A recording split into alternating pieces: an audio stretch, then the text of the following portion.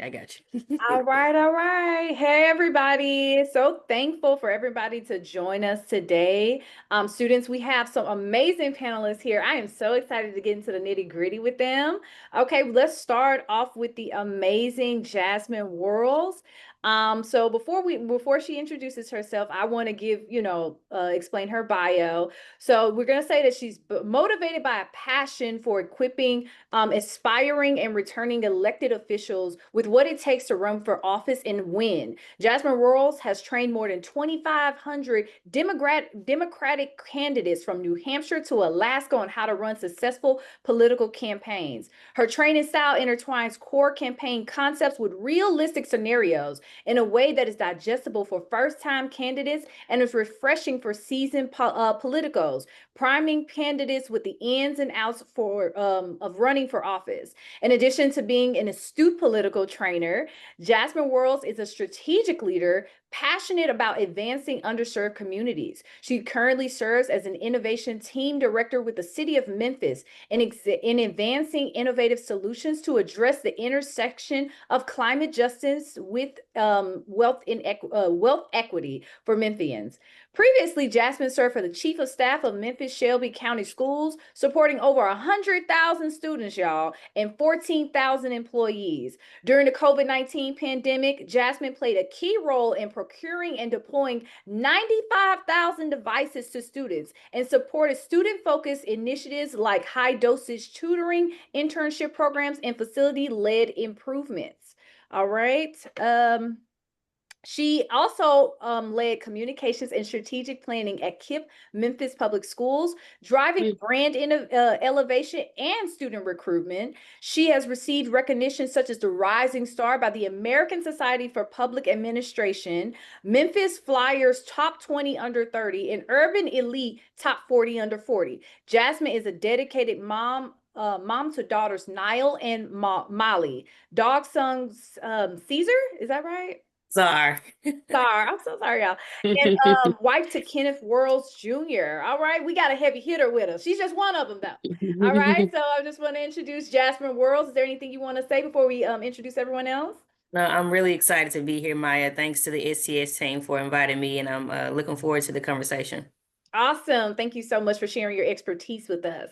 But she's not the only person that's a heavy hitter. We got Mr. Gavin Mosley. All right, let's start off with him and his biography. Now, he's a professor, right? Teaching courses on energy transitions and public-private partnerships for rural and urban communities at the Jeb E. Brooks School of Public Policy at Cornell University. A registered lobbyist, most recently with Avangrid, a leader in renewables and utility industries, Gavin oversaw more than $2 million in targeted community investment, including electric bike and rail trail infrastructures in New York's Southern Tier, and represented the varying needs of the Avangrid before both chambers of the New York state legislature. Gavin began his career as an intern and aide to the Tennessee General Assembly's Finance Ways and Means Committee, led by the chairman, the late Representative Charles Sargent. Gavin later joined Teach for America as corpsman in the Memphis region and served as an educational leadership fellow with the Tennessee Department of Education before transitioning to New York. Gavin is an alumnus of Middle Tennessee State University, where he received his bachelor's in political science and received his graduate degrees in educational policy and public administration from the University of Illinois at Urbana-Champaign and Cornell University, respectively. He is a proud member of the Alpha Phi Alpha Fraternity Incorporated. So welcome to have you, Gavin. Thank y'all. Now hold on, y'all. We have somebody that has led the city of Memphis on one hand, and we have an Ivy League professor on the other hand. Let's get to the next one because we just got a really, really nice set of panelists, okay? Last but very, very much not least, we got Miss Takesha Johnson, and she is the Director of Government Affairs and Advocacy at the Greater Memphis Chamber, where she connects business leaders with policymakers and elected officials at every level of government. She has shaped policy nationally with the Council of Court for Court Excellence in Washington, D.C., and locally as a legislative analyst for the Memphis City Council. She's earned her English degree from Spelman College and her JD from the University of Memphis Cecil C. Humphrey School of Law, where she was also selected for the Policy Advocacy Summer Fellowship and the Policy Fellowship (PPF), where in law school she served in leadership roles, worked as a pipeline graduate assistant for the Office of Diversity, Equity, and Inclusion, and gained experience as a legal intern with the University Office of Legal Counsel. She is a graduate of the New Memphis Fellows Program and is currently part of the Leadership Memphis Executive Program Class of 2026. All right. She is also the founder of Whiff of Royalty. Let me stop that. Whiff of Royalty, a luxury candle company where she runs with her 8-year-old daughter, Royal. So happy to have you, Miss Takesha. Thank you so much. Excited to be here. All right, y'all. Now that we have, explained who our distinguished panelists are, and I definitely want y'all to make sure you stay in contact with them after this call, let's kind of get into this nitty gritty. Now, before we begin, this is going to be a fireside chat experience. We're going to kind of have like casual conversation with them, understand where they're coming from, understand where they're going, what they see for the future of political science, and we're going to ask them some of the questions that you guys sit in regarding their field and what they ended up doing. So before we begin, do you guys want to start off like exploring what the students asked you guys, or do you want to just start off talking about how you got into your fields and different things like that? The teacher in me wants to always say start with the students, With the student, yeah. but I'll yield to the panels. All right. On the same page. Y'all all want to put the students first. So we only have around 6 questions that were sent. And so we're going to start off with the first one. All right. So how could the policy making process be more visible and transparent to the public from your perspective, from your views? Who wants to jump in first? Okay, I'll jump in. I would say for me, it would be really lovely to see elected officials go into the communities and have maybe focus groups or more intimate conversations to just lay out the basics of what their roles are in advancing public policy issues that are particularly interesting or impactful to the communities that they serve. Because a lot of times it's difficult or intimidating to say getting involved in this space because you don't know what questions to ask or you don't know the language that's being used or even the simple processes on how legislation is moved to passage from its first introduction. And I think those conversations in the communities would be really helpful as we think about making public policy a space that feels like it truly uplifts and values the voices of those that they're intended to impact. That makes sense. I couldn't have said it better than Takesha. Just to piggyback off of that, one, the community engagement, community transparency piece from the elected position is very important and integral to getting folks involved. I'm a firm believer that you got to go into the community where folks are. In addition to that, I think that we have to have strong local partisan bodies like the local Democratic entities, the local Republican entities, whichever side of the aisle you fall on. Those entities should be making strides toward voter engagement and awareness so that folks know, like Takesha said, what elected positions are responsible for what types of policies. What do certain elected officials have the authority and responsibility to be able to do so that when you are doing advocacy, you're going to the right folks and asking the right questions, right? And so in addition to that community engagement aspect, we have to empower our local Democratic and Republican entities to go into community as well and do an information engagement piece to give voters knowledge and awareness so that they can be equipped to ask the certain questions that they need to ask when they do get at the table with these elected officials. Yeah. Yeah, I think that there are three pieces kind of in tandem with that, with both of the pieces that Jasmine and Takesha pointed out. I think first one, the lowest hanging fruit, is the integration of social media. I love the way that younger politicians, whether that's AOC, whether that's some of our elected officials out of Tennessee, London Lamar, who's a close friend of mine, the way that they integrate social media to catch a younger audience. For policy wonks like us, we love the sausage making process, which is what goes on behind the scenes, putting the policy together, getting the votes together for the policy. But at a high school level or at an undergraduate level, people may not necessarily be interested in that. They may be more issue based. So the social media integration piece is key. I think the second piece I would like to see is the integration of electeds in the curriculum building process across states.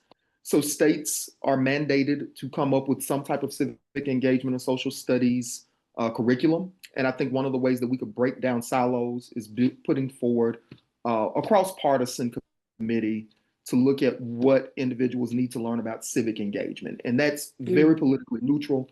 That's low-hanging fruit, and it's basically tiered at grade level. And the last piece is experiential learning. I think that the best learning that I've received, greater than any college classroom I've ever stepped foot in, were those experiences that I had outside of the classroom that taught me how to be civically engaged. Whether that was junior achievement in elementary school, whether that was bridge builders as a high school individual, whether that was being an intern. I'm a strong advocate for people in the political science spaces doing an unpaid internship during their college career. All of those things help me understand what public policy should look like. So I think those three pieces: social media integration, curriculum development with partisan officials or elected officials, and experiential learning. I think that helps get us where we need to go. Oh, wow. So thank y'all so much for your responses. It's interesting talking to people who are on the other side, because like when you're just like a normal civilian or somebody who's just majored in political science, you don't really understand like all the different elements that could go into creating a more transparent society when it comes to politics. And we just feel like, okay, what's going on? So those little things that y'all mentioned, like it makes sense. And it does feel like you said, Gavin, low hanging fruit. These are little things that we can integrate, just talking to people, just, educating people. So thank y'all so much for that, knowledge. So the next question is, can y'all talk about the importance of public policy, especially now? Lots going on in the world. So, how does public policy affect us, or, where does its importance lie? So, I mean, I would say, I have this slogan that I use, like public policy changes lives because it does. I think policy is king, in my opinion, because policy is law. And, I think that especially considering the current political landscape, there are a lot of emotions about impact of policy right now and a lot of authority being used to change policy, but it's because of how powerful policy is. Policy literally governs our day-to-day and our way of living. And so, I mean, as you explained, my background partially is in helping to identify and train candidates to run for office, candidates who come from communities that are underrepresented, candidates with backgrounds and representations themselves that may not be at decision-making tables, who can bring that insight and be able to push in on policy from those respective angles. I think it's so important that we have a diverse set of elected officials who can bring their own vantage points to policy, because oftentimes what you find is that the folks who get to weigh in on policy are along one uniform or aligned representation or set of viewpoints or perspectives. And so then what happens is when that policy gets implemented and when it is carried out in localities, in states, and even federally, you find that some folks benefit more than others. Some folks end up being disadvantaged, right? And so when you ask the question of how important is policy, it's very important. But I would even go as far to say, as the architects of policy is the most important piece. The folks who get to be at the table to talk about what goes in it, what the impact is going to be, what the benefit is going to be, what it looks like tangibly. And so for me, continuing to identify folks who are qualified to serve and run for office to impact local, state, and federal policy is very important just because of the implications on the back end. Mhm. Going further with the point, oh, Takesha, you want to go? No, I was agreeing with Jasmine. So going further with the point that Jasmine made, one of the things that I always remind my students, and they probably get tired of me saying it, is that politics is the highway, but policy are the guardrails, right? So there's a lot of noise on the highway, but the guardrails are there basically for a few things, for sound barriers, to drown out noise, and then to ensure that you don't go off into an embankment. And I think more importantly than policy being important in today's time, it's making sure that we have individuals that are in power in policy spaces and in political spaces that understand how to maneuver the lever of government, right?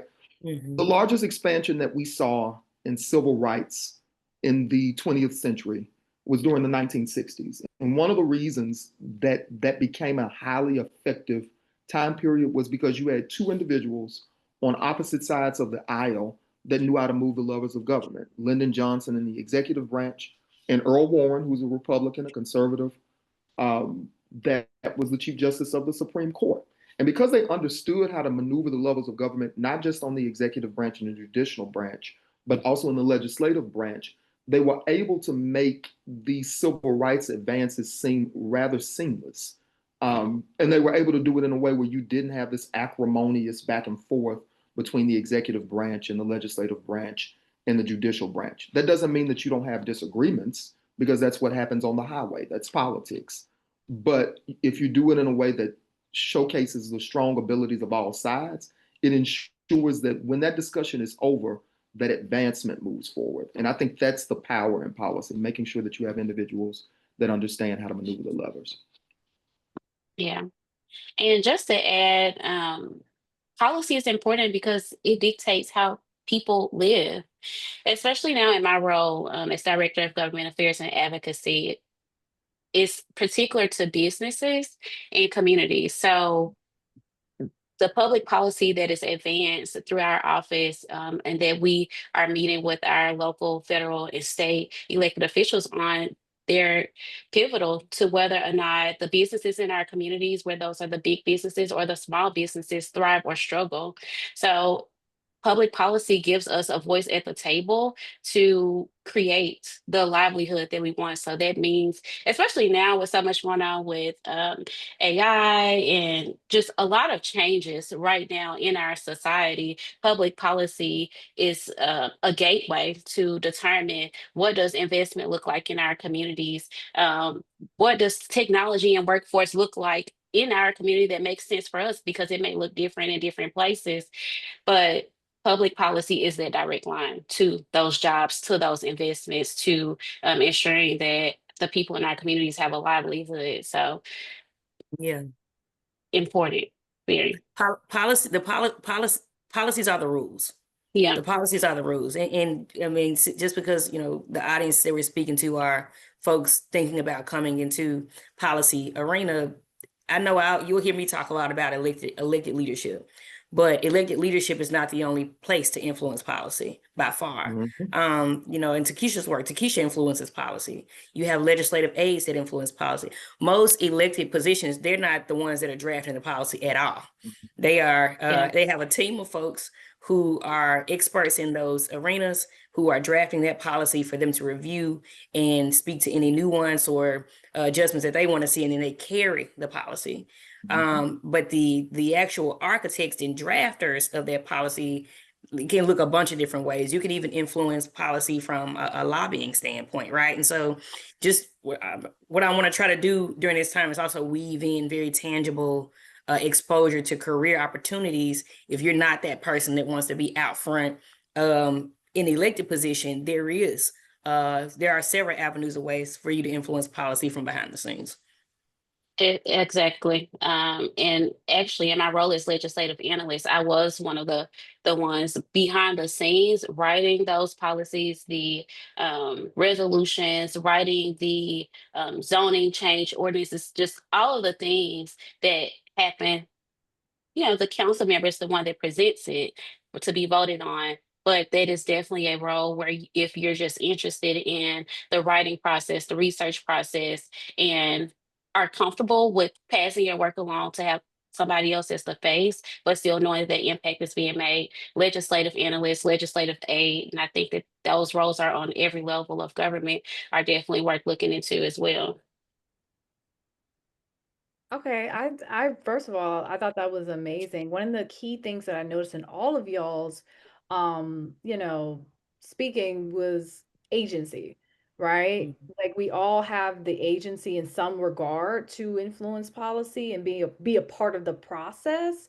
And I think that's very important to note because there's a lot of people who do feel that helpless feeling, even, going into the political science world, like as a career field, it can be a bit disheartening because people make it seem like, there are no careers, there are no jobs, no real opportunities. I'm actually a political science. I actually majored in political science when I was in college and pivoted to tech because of that same type of narrative that was presented at the time. But, it's important for the students to know there are several places for you to funnel into that you can like not only go for a career, but also influence the policy and be a part of that process without necessarily being a candidate yourself. So thank y'all so much for sharing that. I would say the next question would be, how do you balance work and life? Like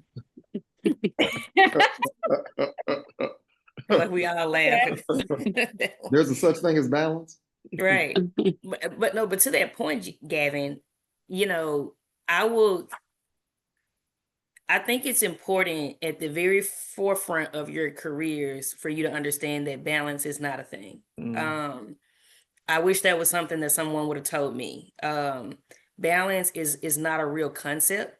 I'm not saying that you should. I'm not saying that you will be leading a life where you're totally entrenched in one area and not the other. That's not what I'm saying. But at every point of your life, as you move forward, something will weigh more than the other. It is very rare that you will look across the landscape of your life and you're equally invested in everything. Those levers may change as you grow and go through life, but there will be something that you're leaned into more heavily on. I'm in a phase of my life right now where, I'm a mom, I'm a wife, and I'm a professional.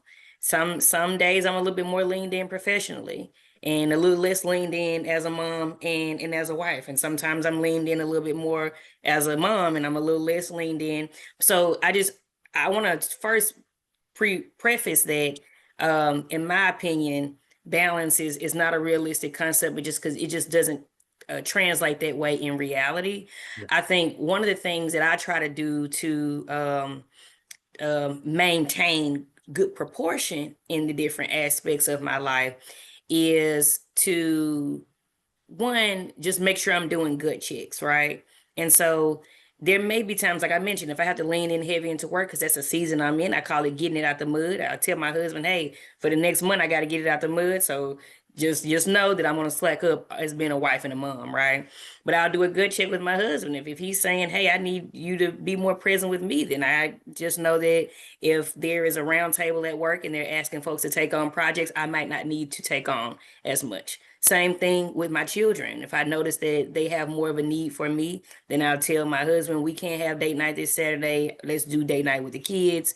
And I won't stay late at work on Friday, right? So it's just about understanding how to tease those levers out so that you have what can resemble balance as much as possible, but understanding that it's not a realistic concept, in my opinion. Yeah. So while there may not be a lot of balance in our work, it's equally important to have boundaries. So Yes. Oh, yes. there's power in saying no. And if you can't just don't have the capacity, you have to be honest with yourself and say, hey, no, be comfortable with passing something along to somebody else. I can speak to, especially as a young professional navigating a new space. Sometimes it's a little difficult because you come in, you want to prove, your worth and what you have to offer, when in reality, it's not a weakness to be able to delegate. And if I had known that early on in my career, I probably would have been in a better space now. So I encourage all of you to learn what your boundaries are, learn what are your absolute no's that you're not willing to bend on, and also being okay with delegating. There are going to be roles that you move into where you have the liberty to delegate. And when you have that power to do that, do it. And that also breeds leaders under you. And I think us as civic leaders, as professionals, it is our duty to make space for those to come after us. And in order to do that, we have to start giving opportunities early on and allowing people to operate in what their strengths are, because somebody may be better at doing something than you. And if you work together and leverage the strengths that you each have as individuals, then the project gets done, it gets done well, and you check it off the list and move on to the next thing. But please prioritize those boundaries, and being able to delegate and share responsibility when it's an option. I would say, again, this idea of balance, I think when you make the conscious decision, right, whether you're a political science major or whether you're planning on going to law school or whatever you plan on doing, there's an element of public service that comes along with that. And when you make the conscious decision to be a public servant, whether that's on the elected side or whether that's behind the scenes, I think that you are consciously or unconsciously signing up for a life that can be at times unbalanced. The scales are just going, that's just the way that it's set up, because government doesn't shut down, right? Even while you are asleep, somewhere in the world, there is something going on that's impacting the United States at the federal level. There's something going on that's impacting Tennessee at the state level while you sleep. There's something going on, something as simple as trash collection. There's something going on at the local level that's impacting you from a governmental perspective while you are sleeping. But there has to be a person, or there has to be a group of people that are ensuring that when you wake up in the morning that your trash is picked up, or that the state dollars that trickle down into education, that those are actually facilitated and given to Shelby County schools. Or from the federal level, things such as benefits like SNAP, that those things are coordinated at a federal and state level to trickle down to you. So because of that, we as public servants, I just think our lives are built off of not being balanced. I will say, what I would challenge everybody to do is set their priorities early along in their career. And priorities shift as you get married, as you have children. If you choose not to get married, but you decide to have a life partner, all of those things are part of the transition of life. For me, and one of the reasons that I decided to go back into academia full time, my biggest priority as I get older are my parents. Right now, they are mobile. Right now, they can move freely as they please, but they're getting older. And I wanted to make sure that I was in a position where after 5 o'clock in the evening, if I decide that I want to, for lack of a better term, turn the lights out, I can do that. And academia allows that in a way that lobbying didn't necessarily give me the freedom to do. So set those priorities early on, because I will tell you, if you go into a legislative staffer role, even back when I was working at the Tennessee General Assembly, when budget season comes, it could be 3 in the morning and you're still at work. That's the nature of the beast. If you're a lobbyist, if it's legislative session and legislative session is running over, but you have a trip planned somewhere, that trip goes on the back burner, and your spouse or your partner has to kind of understand that that's the nature of the job. So again, I would say more than balance, it's just prioritizing and figuring out career-wise what you can work in from a priorities perspective. I love that. These are Yes. all great perspectives. It's important that, people know what they're getting into before they get into it. I did want to ask, based on something that you said, Gavin, is there any particular season that you guys usually do find yourselves to be the most busy and some are more of a lull? I know you said Yeah. budget, General Assembly, I guess during that time. So is there any particular, time? For me, January, and that's whether it's teaching public policy, because there's still a state level government aspect of climate change and all the things that I teach about. So for me, January through June, that has always been the case. That's the busiest time of year for me. That was with the Tennessee General Assembly, as well as the New York State Assembly. You pretty much don't have a life for those 5 to 6 months. But it does allow you. I want to put the caveat on there. It does allow you, after that time is done, after the budget has been taken care of, after all of those decisions have been made in relation to it, there is an incredible amount of downtime. And that is why I love what we do. Because when I decide that I'm going on summer, like summer is really summer. Like there's not really much to do because everybody in the policy field, the electeds are out at Martha's Vineyard, the policy analysts are working from home. Like you have time to actually get back to self. So I would say the first half of the year is the busiest. And Maya, just to piggyback off that, I think Gavin raised a great point when he mentioned it basically is around what the role is that you're, what type of work you're doing, right? I would say in my last role as chief of staff of Memphis Shelby County Schools, every day was like a 6 to 7. And that was a good day, right? The Saturdays were gone. It just was high crises, right? And so I was always on go. In that space, I think if you're working in like a educational space too, um, um, November and December are downtimes just because of holiday season, schools ramp down. And so that's something to consider in that space. If you are working in electoral politics, then your, electoral years are going to be the most rambunctious, where you're on all the time. Those off years, maybe not so much because you're doing candidate recruitment. But I will just use this as an opportunity to say that doing this work is fun. Like we all get a kick out of something. There's an adrenaline that comes with this work. When we are up and going and it's fast paced, I get a high off of that. I don't know about my colleagues, but it is worthwhile. And then when it does come time for rest, like Gavin said, whether you're going to Martha's Vineyard in the summer or Congressional Black Caucus Week is happening right now in DC, and there's a lot of learning, but there's a lot of fun happening too, right? So there are balances of the scale as far as work and play. But when it's work time, it's go time, So and usually you're going for a nice little stretch before you get to have downtime. Absolutely. Awesome. So I guess we can go to the next question of what skills or experiences would you say are important for students who are looking to tackle a career in public policy? Mm. Takesha, you look like you want to jump in there. You want to jump in there? Oh goodness. Sure. Skills, you definitely have to have interpersonal skills. You have to be able to talk to people.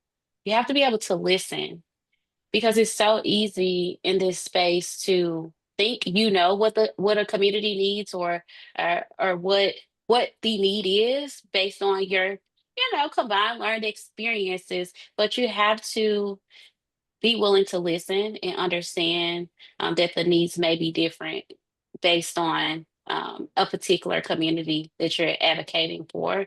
And we want to make sure that we're lifting up what it is that they need, because sometimes what we think is good is not what they want. And then, you're not seeing the impact that you would like to see. So definitely having those people skills, being flexible, because while we may know our day to day or think that we know, a lot of this work is putting out fires at times. And so that may mean being comfortable in the pivot. So Mm. also, so that is very important. And writing skills, really strong communication skills. So verbal, written, being able to articulate a point clearly and as straight to the point as possible is also really important skills that I will say. Um, And then, like Gavin said, those unpaid internships, you may have to do it because that experience is something that you're just not going to get in the classroom. And you don't really know the work until your hands are dirty in it and you're learning, you're seeing people work in the field. And those are experiences that sometimes we don't take advantage of because everybody wants to get paid. But sometimes taking that unpaid role will lead you to a paid role, but you have to really get yourself in a space where you're truly wanting to learn as much as you can. I'll throw another skill on top of that too, because Takesha hit it on the head, but also learn very early on the art of compromising. I think the younger I was, the more, I mean, and I still am pretty progressive, but the more progressive and hell bent I was that I'm not moving on this, I'm standing on business, right? You don't always get that luxury, especially in politics and policy. You have to recognize, what gains you can get and what you may need to sacrifice.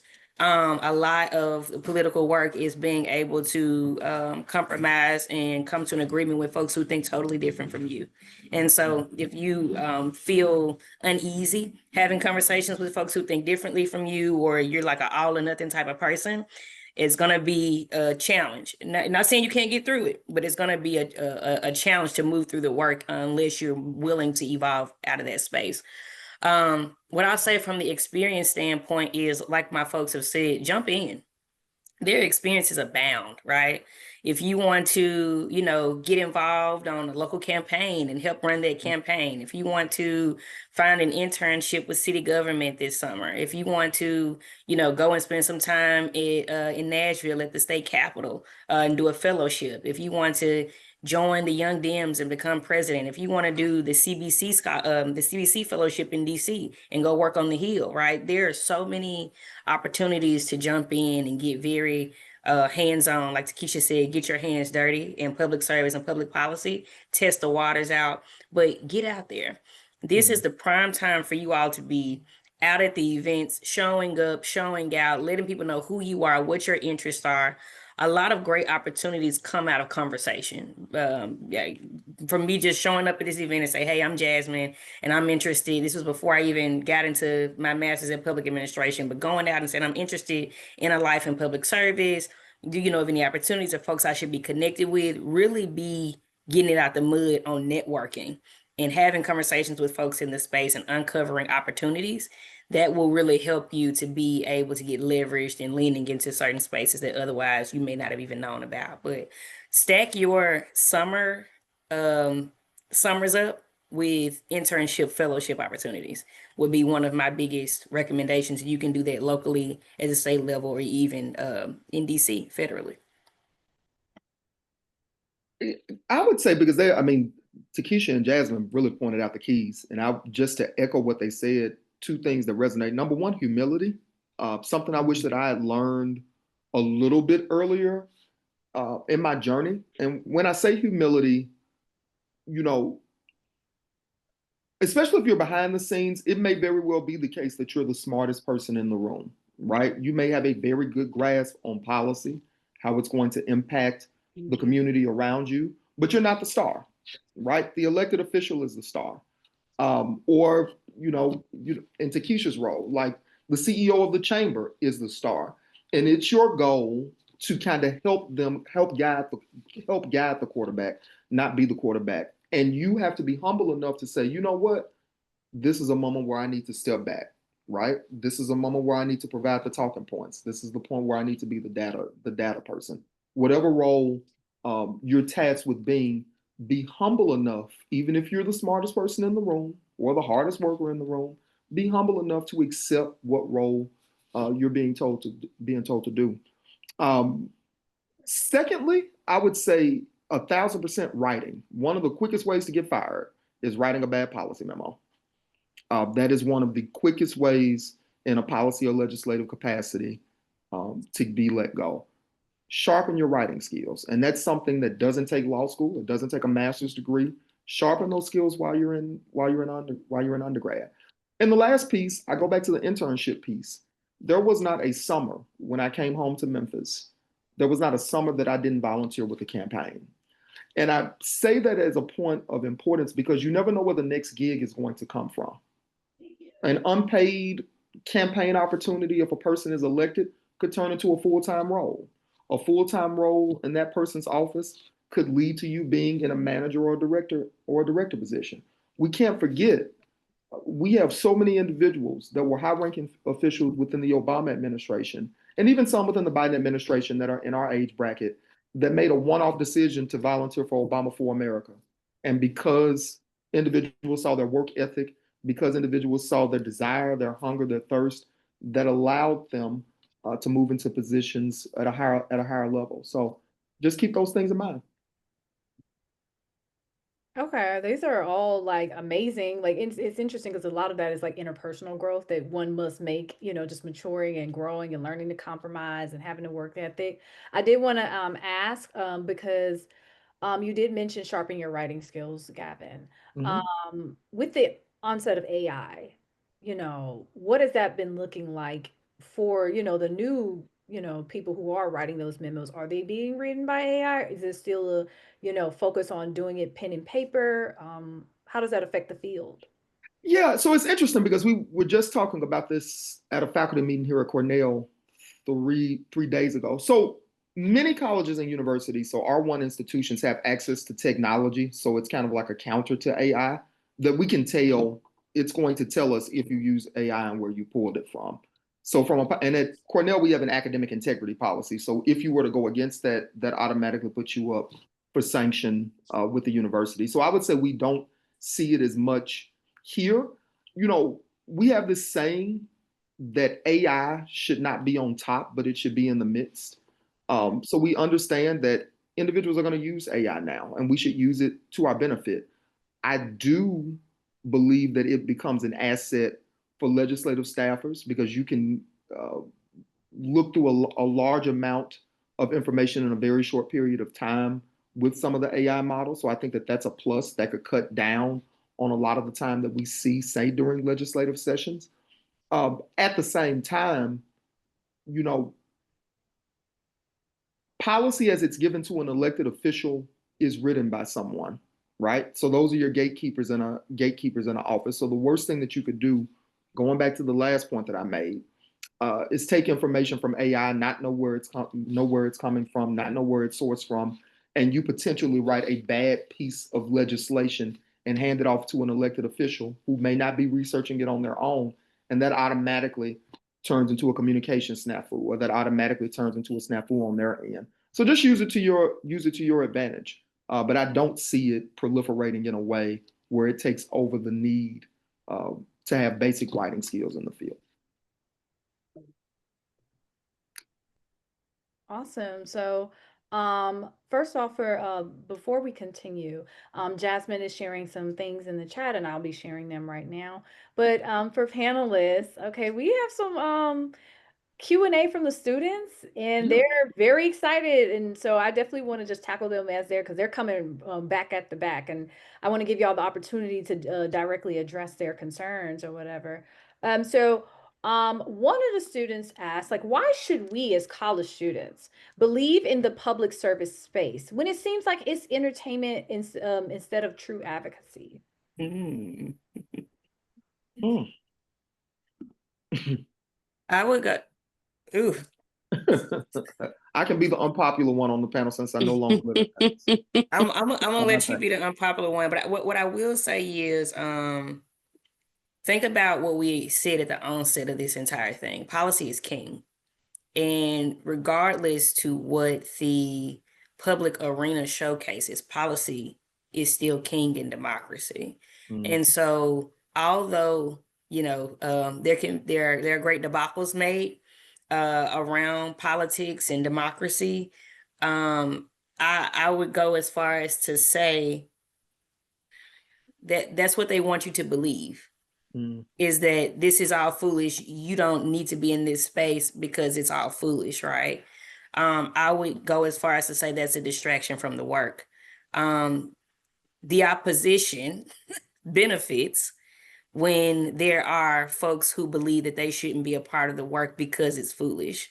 And so especially when they have the authority to make it appeal that way, I think you have to see through that and still persevere to be a part of it, because the folks are still meeting at decision making tables. They're still talking about laws that will impact your life and still writing those laws. That isn't stopping, right? But if you allow that to be the gate that keeps you out, then there's just one less angle of representation that's there to channel thought, to be devil's advocate, and to poke holes. So all of that is true. Even at the local level, all the way up to federal, there's a lot of debauchery happening. That's just politics. That has nothing to do with policy. The policy is still going through rigmarole. Like I mentioned, folks are still collaborating and communicating to push policy out that either benefits or does not benefit communities that they serve. And so I would just encourage you to see past that. Gavin, you have something more unpopular? So I mean, I'll keep it as succinct as possible, right? You invite a clown, you get a circus, okay? Thanks. And we have to be cognizant. We can talk all day long about what's going on in DC, right? But the average everyday human being, when you're thinking about going to the grocery store and picking up a carton of eggs, or turning on your lights at your house, or a pothole tearing up your car, right? Those are decisions that are made at the state and the local level. You have to ensure that you are electing people that can do the people's business at the state and local level. And the unpopular piece of that is this, y'all. The person that can get the job done may not be the most popular person on social media. Thanks. They may not be the person who says all of the things that you want to hear. They may be the person that's able to point out, these are the ways that we get to this common goal by compromise, or these are the ways that we get to the common goal by bringing to the business community to the table, or involving the voice of young folk. That's what makes public service worthwhile. But when we start electing individuals simply because they have a good campaign slogan, or because they have a bunch of followers on TikTok and Instagram, some of which are bought and paid for, or because when you go out to certain places in Memphis or certain places in Nashville or DC, they're always on the social scene, that makes them a good public figure, right? But that doesn't necessarily make them a good or effective public servant. Public policy is going to go on no matter what, right? It's the guardrails. Those guardrails are going to be there no matter what. But we have to think about, on that highway that I talked about, that politics highway, who's driving the car? And I don't know about y'all, but I'm too tall to ride in a clown car.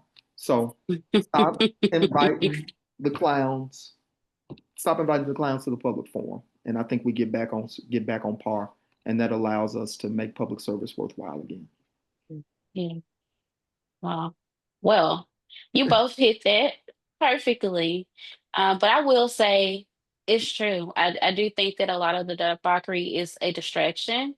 So I would just encourage you all to look at legislation as it's coming through on all levels and see who's sponsoring the bill, who co-sponsored, what is it actually, what policies are actually embedded in this that may not be explicitly spelled out, because there's a lot going on right now where there's unintended consequences that are baked into the legislation, because a lot of people that are in power, they know that we're distracted and we're not really paying attention. So I would just encourage you to educate yourself. Don't depend on what you're hearing, because a lot of what you're hearing is omitting a lot of what you actually need to know, especially as we are talking about up and coming legislation. So and when you're looking at who sponsored, who co-sponsored, and how it's getting passed through, those are the peoples whose voices are respected when it comes down to the votes, when it comes down to getting funding, resources, whatever that may be. So, yeah, don't just listen, look, learn for yourself, because it's a lot going on, and we can't be fooled. And just for you highlighting the fact that there is a lot of debauchery, and that's a sign too, because some people think that's part of the process. Right. So for you to be able to know that there's something that is not normal or should be accepted, you're well on your way already. Maya, if I can just add a couple sprinkles on top, and then we won't spend any more time on this question, but I think it's a really good question. is that if you are choosing a career in public service, your why, my why, is not baked into public service. Public service is the vehicle. My why is baked into my aunt who can't pay her mortgage because she has to pay so much money for her prescription every month, right? Because policy drives that. My why is baked into my kids going to public school and making sure that they have quality books and curriculum because policy dictates that, right? And so I think if your why is baked into the grassroots communal impact of policy, then it's easy for you to do what Takesha just said, have that sense of discernment to see through a lot of the smoke and mirrors of the debauchery. Whereas if you're getting involved in public service just because you want that career, it may be a little bit disheartening because you may not you're not planted, right? Plant yourself in any career that you decide to go into. If there's a way to plant your why into a very grassroots communal reasoning for joining that space, then it will allow you to persevere and push through all of the stuff on the forefront. Thank y'all so much. And I just think one of the things that you guys kind of hammered on, like look deeper, like what you said, stay grounded, stay rooted in the grassroots, in the real why, and read who's sponsoring all of those different things. It's deeper than what we see, like the entertainment aspect of it all. Sure. That's true in every aspect of life, because even beyond politics, this is rampant in corporate America. Yeah. One student wants to ask, how do you balance short-term community needs with long-term systemic change?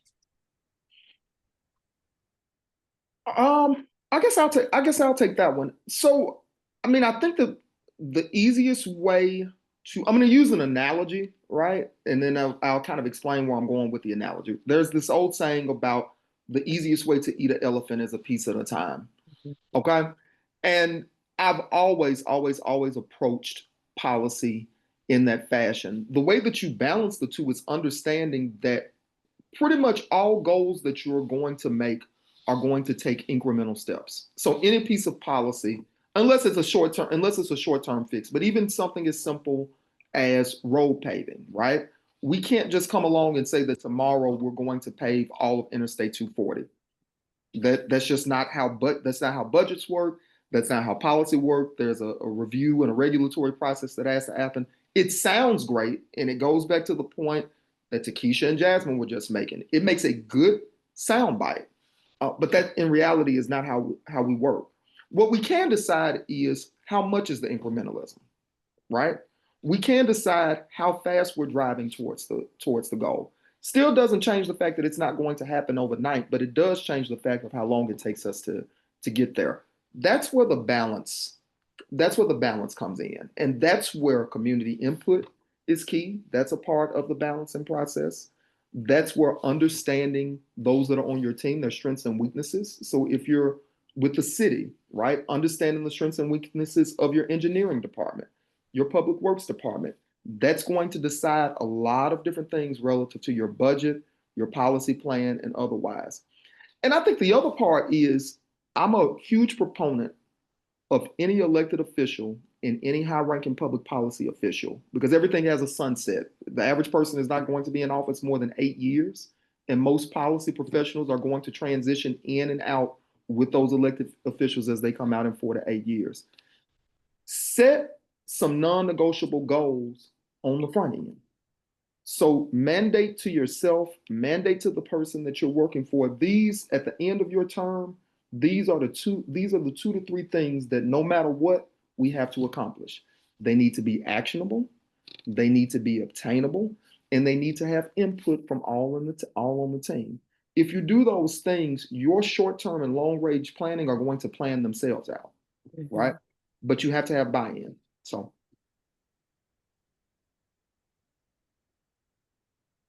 In addition to that, I would just say, I really like the point you just made, Gavin, around go ahead and set those concrete goals on the front end. That way you can tack on to them. In addition to what would I like to see by the time, what would we like to see by the time we leave this office or this administration? What are the short-term wins along the way? Bingo. Right. So when we talk about short-term community needs, frame your short-term wins around those needs. So that when you leave, not only have you been doing this incremental trucking towards this long-term goal, you've checked some boxes along the way that doesn't just appease community, but that is important in politics. Let's be real. But also actually accomplishes things on behalf of community. I think too, we have to see bureaucracy, public service, the public sector as puzzle, meaning that the policy is just one piece of it. In these spaces professionally, I challenge you all to do the very best that you can to create coalition, to make partnerships, and create community with other entities doing the work that may not be in public service, because you may have some resources to empower those entities to be able to accomplish the short-term community needs, right? It should not be on the backs of one person or one office to get those things done. And so, and if you're hoarding the plate, then that's problematic, right? So how can you, one of the things I'm pretty sure Takesha was very acquainted with at the city is, we're writing policy to be able to make sure that we have resources to disperse out to community nonprofits that do the work on the ground.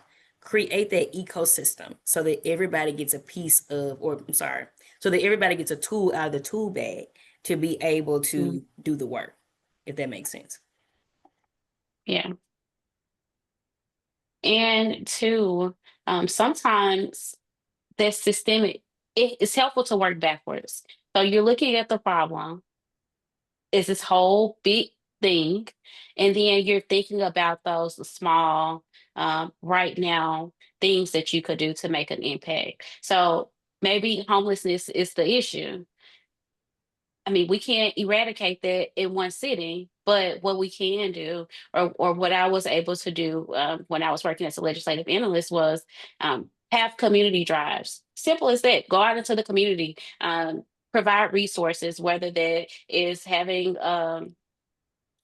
community drive, you giving away diapers and stuff, or maybe that looks like going out giving out food, but that also looks like passing an ordinance or resolution that says, okay, we're going to give X amount of dollars to start a new hub facility in a different part of town, because we have one downtown, but we need one further out in a different part of town. So while those may not feel like systemic change is happening, it is making those smaller steps to make a longer term impact. But don't discredit the small things, because the small things do have an impact on the larger issues.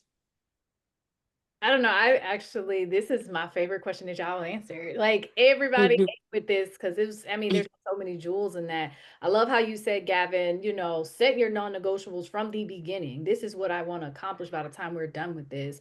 Jasmine, I love how you said, like, coalition build, because all of it can't just be from a policy standpoint, right? There are other organizations and entities that can support the change to manage both long and short term.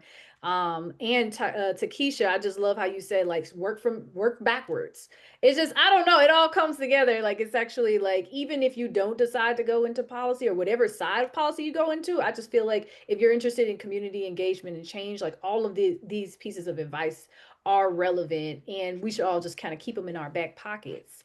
So for the next question, someone says, what structures have you built or you think should be built to hold yourself and your office accountable to the people that you serve? Now, I'll just fire off on this one real quick. Your office should have regularly scheduled meetings in community, not just reactive, but like proactive. Once quarterly or once a month will be in these different communities. And one of the reasons why I don't think it should be reactive is because it's based off of something happening, right? And it means, like, if something doesn't happen, do you go? And so I think that having avenues by which folks can access you or your elected official, whoever you're working for. So the email should be able to go through, the phone should be able to be answered. People should be able to show up and get on the calendar. And there should be an intentional effort from the office to say, this is my schedule for the rest of the year, the rest of the quarter, by which I'm going to be doing community meetings. It shows a level of intentionality to community that I am planning for you, and so that they can also come prepared with their questions and what have you. But just making sure that it's baked into your schedule like anything else, like a city council meeting or anything else. It should be on the books and broadly communicated to folks. Yeah, I think that there are three pieces. One's tied to the business community because I spend a decent amount of time in the private sector. The other is tied to the elected piece. On the business end, I think that there has to be across this country community reinvestment reform. Mm. I think that we've reached the life cycle. Takesha maybe will disagree with me a little bit, but I think that we've reached the life cycle in a lot of ways on the ingeniousness of pilots. So pilots, for those that are planning on going into the field of payment in lieu of taxes, which can work. They're a great tool when performed effectively and when you have good actors. They're an amazing tool. But I think that we need to codify somewhere um, the fact that if you're going to do business in a community, that there has to be some sort of investment piece Hmm. with your community. One of the reasons, that I think FedEx has been so successful is because when you talk to people that have been at FedEx for a very long time, they tell you, like even going back to the 80s and the 70s, FedEx took care of their people. And it allowed people that may not have had the highest realm of education to carve out a middle class and in some cases upper middle class life in Memphis, simply because they took care of their people and they invested in the community that they did business in multiple ways. So that's the first piece. Only elected things, two things that we've been beating our drums about for the past 25 years. And that would be mandatory. I think that we need to have mandatory reform around term limits. Um, Mm. Part of the problem is that a lot of people overstay their welcome. And when you have someone that's popular, but they aren't necessarily effective, them serving outside of their terms can come at a hindrance, a vast hindrance to their community. And the last one will be campaign finance reform.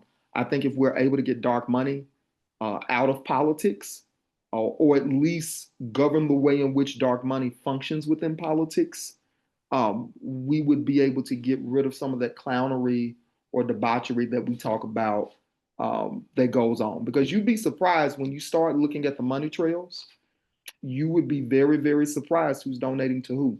And it may not be the individuals that are on the side of the aisle of the person that's running for office. You'd be very surprised from school board on up. So those three pieces: community reinvestment, campaign finance, and term limits.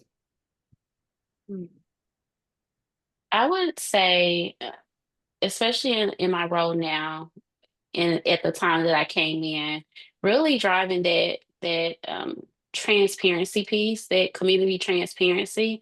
So initially, the chamber was funded by the government funds, and then we transitioned to being privately funded by our investors.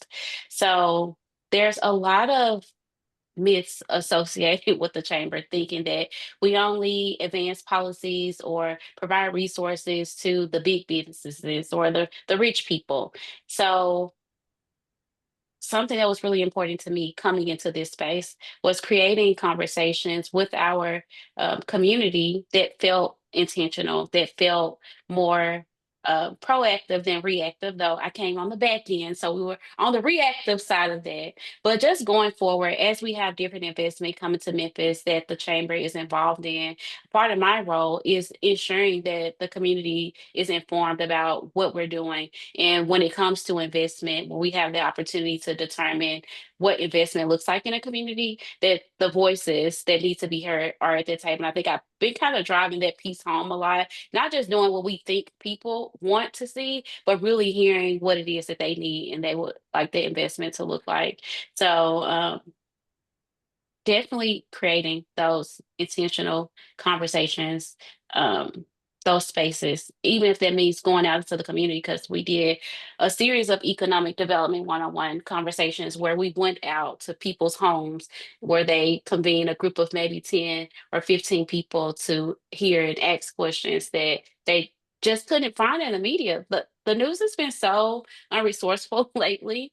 So there's just a need to create spaces for real conversations to be had. So you can ask the questions, get them answered, and I promise you, it makes such a huge difference. We had about 20 of those conversations, and every single one of them, we left out with people saying, "Thank you so much. I didn't know this. I wasn't getting this from the news." And they felt like their voices were heard. So, Mhm. yeah. Okay, awesome. So my next question would be, and I'm sorry, y'all, they coming through with them. I want to make sure we hit as many as Good. possible. Steps do you guys take to check your own biases and prevent them from influencing your policy outcomes?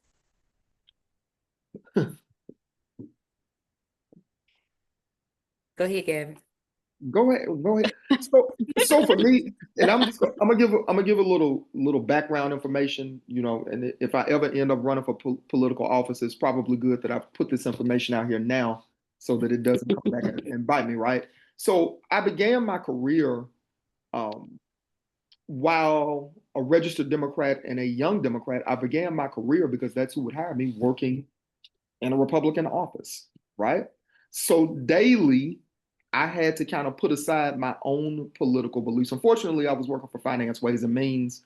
So ultimately, and this was a time when Tennessee did not have a supermajority on either side of the aisle. And we had an amazing governor and some amazing things were going on. But what that did allow me, require me to do every day, especially working for a fairly liberal conservative, was check my own ideas about what needed to happen at the door. Now, did that mean that I had to sit in a corner and go along to get along? Not really. Because fortunately, if you're working for someone that understands the value that you bring to the table, they're going to bring you in and they're going to ask you for your input, right? Mhm. But understand that if you choose a career in policy, a lot of times you don't get to choose who you work for, right? Civil servants, especially at the federal level, they work at the will of the federal government. And the federal government, every 4 years or every 8 years, 9 chances out of 10, is going to change political party. At the local level, a mayor in Memphis is only going to get 8 years, right? So if you plan on being on the policy side, behind the scenes, 9 chances out of 10, there's going to be someone that comes behind the person that originally hired you that may have a different set of ideology than you. It goes back to the first point that we made when we first started talking about this, and that's humility. You have to be in a space of humility to understand A, everything that you desire may not be the desire of the will of the body or the will of the people. And B, just because something doesn't happen on a Monday doesn't mean it doesn't happen by a Friday, right? Just because we didn't get a policy outcome today, and that's the policy outcome that you were fighting for, it doesn't mean that down the line that policy outcome doesn't happen. You just have to be able to sit back and understand those pieces and be patient. Mhm. Mhm. I would say, one, somebody write that down. Just because it don't happen on a Monday, don't mean it won't happen by Friday. That sounds like a sermon. Um, but in line with what Gavin has said, I think that, being a millennial, and I would take it that most folks that are listening into this are not millennials. And so you all have had the luxury of fully walking to digital era. We grew up in a time where we didn't have a whole lot of things that y'all have, but we also were ushered into it. So we're kind of that middle generation that have lived both lives. What I would say is that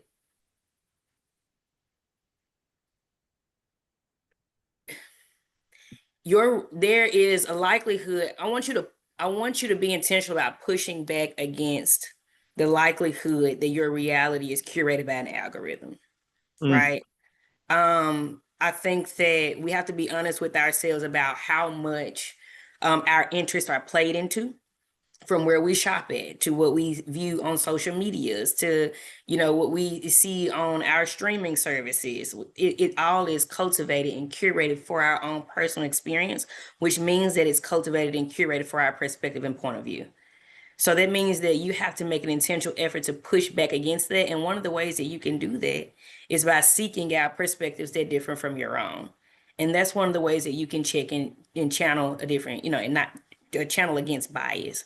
Mhm. So if if you have friends and all y'all do is groupthink, right, which means that we get in the same room and all of us have the same perspective about this thing, then what does it look like for you to diversify that group?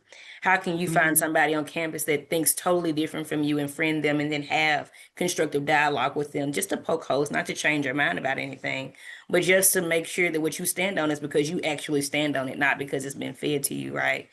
One of the easiest ways to do this is like if you all Google online, you could be able to see like media bias chart, like where do all the national media platforms fall as it relates to like left leaning, right leaning, and central. Mhm.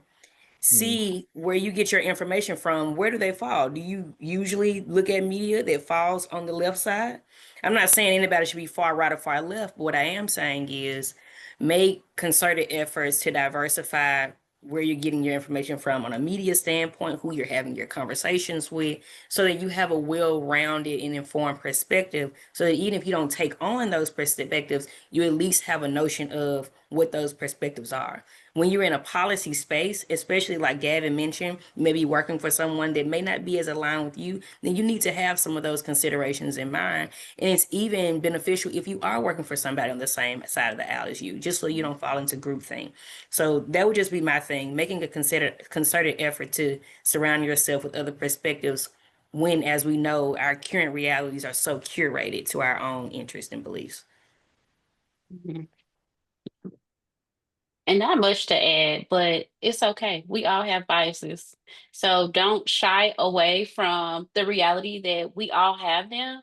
But again, just inform yourself on what your biases may be and welcome. um, Contrary opinions or perspectives, because you can agree to disagree, but in order Mhm. to be a well-rounded advocate, you have to know all sides of the argument. You can't just focus on what you believe or what you're hearing starkly from another side. Be open-minded to really understand and hear. And sometimes you don't really understand, but make sure that you're hearing all aspects of the argument and knowing what your biases are, and then figuring out what's the best way to drive home what is really good for the best interest of all. I like that, especially first off what you said to Keisha, like everyone has biases. We all do as a part of being human.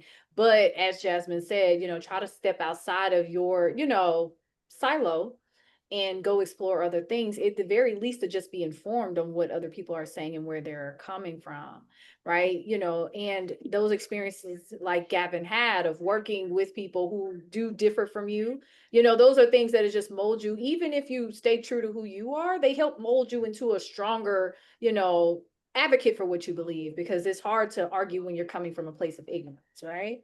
Can I add to that, Mia? Yeah, for So sure. I definitely want to say, in tandem with what the points that Jazz and Takesha just made, that allows you to do something that I think on all sides of the political spectrum we're not doing anymore, and that's humanize one another, right? Mm. When you're forced to sit down with, no matter where you fall on the political spectrum, when you're forced to sit down and have those discussions face to face with someone, and you realize, A, half this stuff is really not as important as the algorithm is making it for us, but B, there's a person that's sitting across from me that has a basic set of human needs, and I have a basic set of human needs. We just view our pathways on getting to those human needs a little bit differently. It really allows you to sit back and think, okay, well, what's really going on here, right? Is it really that we disagree, or is it that these sides are being presented to us in a way that makes us disagree? So I just wanted to add that piece on that. Oh no, that's definitely a great point. Thank you for adding that, Gavin. No worries. So for the next question, we will say, how do you sustain personal resilience and avoid burnout while facing constant public scrutiny and political obstacles? Wow. Okay. No pressure. We have to repeat that one. Sure. So how do you sustain personal resilience and avoid burnout while facing constant public scrutiny and political obstacles? You know, I think that one, elected leadership is going to face the most scrutiny. So if you're someone who's working more so behind the scenes on policy, nobody's like, where is his analyst at? Nobody's asking those kinds of questions. They're not looking for the analyst. But I will say, just at any given point in time, the politics can be disheartening. The politics can be tiring. It can make you burn out, especially if you've been working on a policy for a really long time and it stands to have great impact, but then it's meeting these political gridlocks and you don't understand, why can't this just go through? It's good for the people, right? That's enough to make you walk away. I think that it's helpful to have a faith system, whatever you believe in something. So that you can revert back to that, right? If you believe in, if it's religion, if it's community, whatever it is, have a sounding board for you to be able to pull back into. So part of that resilience is just helping yourself to understand that you are doing the work that needs to be done on behalf of community, and that is needed nonetheless. And what better person than you to go to war? You know what I mean? Like, just look at it like you're putting shield on. You reframe your perspective about your strength in the fight. But those political obstacles are real. I mean, I think every day, probably for the past 7 months, 9 months, or however long we've been in this year, we probably all wake up a little bit. I know I do. I don't know about anybody else, but wake up a little bit in dismay, disarray, disheartened a little bit. But like I mentioned in one of the answers to one of the last questions, if your why is steeped in a place that resonates with community, that you can point out tangible folks, you can name people from your real life that stand to benefit from a policy or stand to be impacted if something goes adversely, that helps me to strap my boots back on each day and say, okay, we got to go back in. We got to go back in the lab. We got to work on this nonetheless. And then last piece, just to that point that we made earlier about, the mirage of balance. It's okay to take a beat. It's okay to take a break. It's okay to step back. You know what I mean? Especially for my Black people on the call. I just gonna put that out there because I think we do a job on ourselves of holding chronic stress in these fights. And so it's okay to take a break, take the weekend off, take the day off, say, I'm going to cut out. Today has been heavy. Let me rest, right? But then in that same vein of rest, it's equally worthwhile to suit back up and go back in the morning. So that would be my reflection. I would say in tandem with what Jazz spoke about, faith first and foremost. But when we go right under faith, make sure that you have a group of accountability partners. Do not surround yourself with yes people. Jazz's husband and I, in full disclosure, have been friends for almost 20 years. And it can be a simple 15-minute check-in. It's never 15 minutes. It's more than 15 minutes, but it can be a simple 15-minute check-in. We're gonna check in with each other just to make sure, inside of work and outside of work, man to man, are you okay? Right? Mm-hmm. And we as males, I think one of the biggest disservices that we do ourselves is saying that we don't need that we don't need that camaraderie or that brotherhood to check in and make sure that you're okay. That's a mental health piece. That's a physical health piece. That's a health piece. So accountability partners. Two, to the point that Jazz made, love on yourself. Like, whatever that looks like. If that's a spa day, if that's you sitting at home, what's the show everybody's watching now? If it's sitting at home watching Love Island, right? Whatever that may be for you. For me, because I live so close to Canada, I spend a lot of time in Canada. If I've had a heavy week, I may wake up and decide, I'm going to drive to Montreal this weekend, or I'm going to go to some of the other places. Whatever makes you happy, do that. Because in those moments where life does get heavy, that brings you back to focus and that brings you back to your why. And the last piece, always go back to your why. Always go back to your why. The moment you go back to your why and it's not your why anymore, it's time for you to move on. Okay. Mm-hmm. I remember after the 2016 election, I remember that night vividly. And I remember how gutted I felt after it was done. And I remember distinctly in the moment with a bunch of my frat brothers thinking that we were going to be celebrating, and that celebration turning into a night of mourning. I remember for a split second thinking, you know what? I need to walk away from policy. By that time, I was teaching K-12. I can just go become an assistant principal or a principal, and I'll just kind of coast off into the sunset. And I woke up the next morning and the sun was out, and I realized, okay, it's time to put your boots back on and figure out what the next saddle is going to be, right? So that going back to your why always should pull you back and ground you. So love on yourself. Make sure you have some accountability partners. Don't surround yourself with yes people. And always be able to come back to your why. Well, they said everything I was going to say, so I have nothing to add. Awesome. It kind of goes back to that work-life balance. Even though it doesn't fully exist, when you do engage in that love for yourself, like really pour into that, right? Don't give it all to these jobs, careers, save some for yourself and your family. Mhm. So now we are at the top of the hour. We have about 10 more minutes. I think we're going to do something a little different. I kind of want to do a quick lightning round with you guys. I'm going to ask each of you guys like one question about your particular field or something, what you do, and you have around like 2 minutes to answer, nothing too much. So I guess we'll start with Miss Takesha.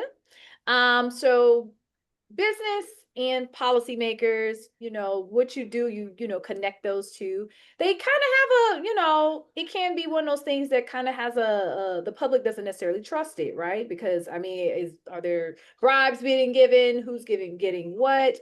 Are there any misconceptions you would want to clear up about like what you do if someone was interested in it, and to just make the public trust a bit more? Yeah. So again, that why is so important.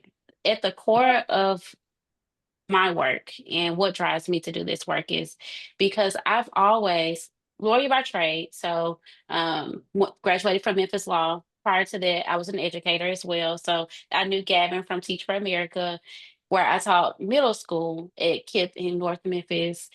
And I always knew that I wanted to, and I always feel like this sounds so cliche, but I always wanted to be in a space where I could give a voice to the voiceless, because I realized coming from a, a both of my parents were pretty young when they had me. So first generation college student, grew up in a small town, under resourced.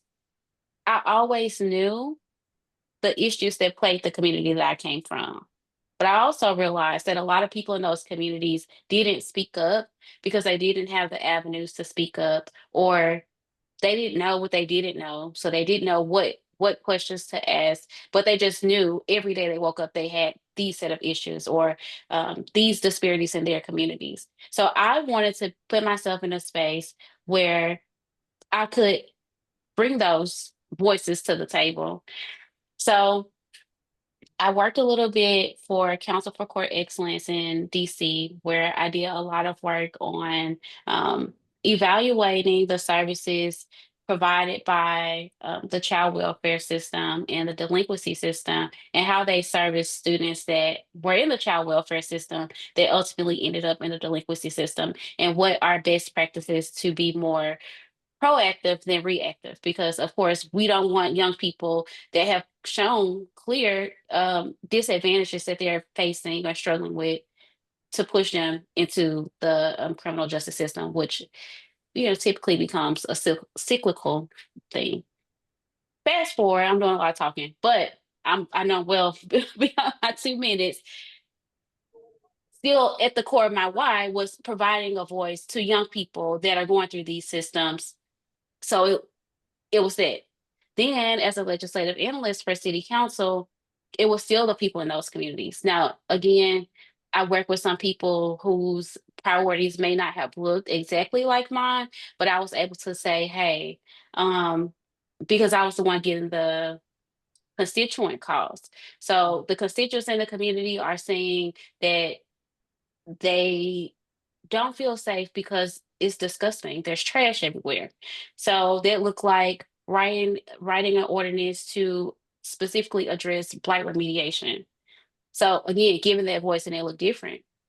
So here on the business side, which was not even a sector that I knew that I was interested in or that I was a good fit for. And I think too with policy, you begin to learn, like you know your why at your core, but then you get more comfortable moving into spaces with that why, with the knowledge you've built along the way.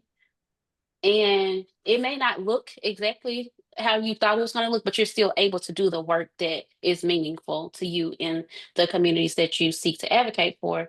So with this, because there's such taboo associated with the business community and how they deal with, you know, the broader body of people, I found it particularly um, a particular honor to be able to debunk some of those myths. We are not out here to make these side deals that's harmful to the community. What we're trying to do is bring investment into the city of Memphis that we all know and love, that makes us feel safer, that gives us living wages, not just good pay, but wages that you can live on so that your families can live on, so that we could impact workforce development. All of this stuff is housed within a chamber that a lot of people don't know about. Workforce development, you know, there's programming out here that funds are associated with that young people can tap into to get trades and other skills that position them to be able to go and work for some of our investor companies, whether it's manufacturing or some other industry. But from big business to small business, the work that I'm at the core doing is making sure that what we are advocating for, the business investments, are to make sure that the people here can stay here, they feel safe here, and they can make a living comfortably for themselves and their families. So that's what I wish people knew about the chamber. That's what's really going on. We're out here doing the work for our people, not to our people. Oh, I love that. You are not stealing, you're advocating. Got it. Yes, yes. All right. So next, Mr. Gavin, this is going to be kind of a similar question. I Okay. mean, lobbying, that's the big bad wolf. When you think about in the policy world, can you please, explain to people that, what it's actually like, what it actually means? Are you harming the people of America? No, no, not at all. As a corporate lobbyist, I worked for a utility regulator, and I was basically tasked with A, ensuring that they made a profit, but B, I got to do a lot of cool things in tandem with that. One of which was facilitating electric bike infrastructure throughout central New York, allowing us to make sure that we're able to turn a railway that had been abandoned about 25 to 30 years ago, turn it into a cross county rail trail for electric bikes and regular bikes. There's a job component piece, making sure that small businesses have some startup money, that they're able to hire more individuals through grant opportunities. And then there's the community investment piece. For me, everything in my why goes back to my mom, and I always tell the story. My mom was one of many children, first female in her family to go to university, went to university on a Pell Grant and a dream, right? And it's only because of effective lobbying during the Carter administration that they were able to expand that Pell Grant in a way that people that were on the higher end of low income, that they could go to college without incurring debt, and that happened because of effective lobbying. So, two of those that is the one reason why I believe in the power of lobbying. I make no qualms about the fact that I'm a lobbyist, but also why I also am a staunch advocate for education. So those two pieces connect both parts of my practice. Awesome. Thank you so much. Again, there's a lot of great lobbying. You don't have to sell your soul. You can do the good work and, affect community. And Absolutely. lastly, Jasmine. So with you training candidates from across the country, I mean, all the way to Alaska is incredible. Tell us like really quickly, if someone on the line is interested, what makes a good candidate and what makes a good campaign and what's to stop them from losing the way, we've seen other people lose in the past. Yeah, I may need a whole nother hour for that, but I think quite honestly, what makes a good candidate to me is and I know y'all, we've been talking about why real heavy, but it's all situated in why are you running? If you can't explain to me your motivation to run without mentioning the person that's already in the seat, without mentioning what better time than now, you're right, like all these theoretical things, if you can't associate your why to a real tangible issue, to real tangible community, to real tangible impact, then I think that you may need to take a beat before you decide to run. I think that the electoral space has been inundated with folks who are seeking political gain, personal gain, financial gain, and not gains on behalf of community. And I think that once we can get democracy back to community voice and community focus, then it could be democracy again with a capital D. I think democracy now is very fragmented, and I would even argue to say I don't know if it all the way is true democracy as it was originally intended to be. What makes a good campaign is a candidate who is willing to solicit support.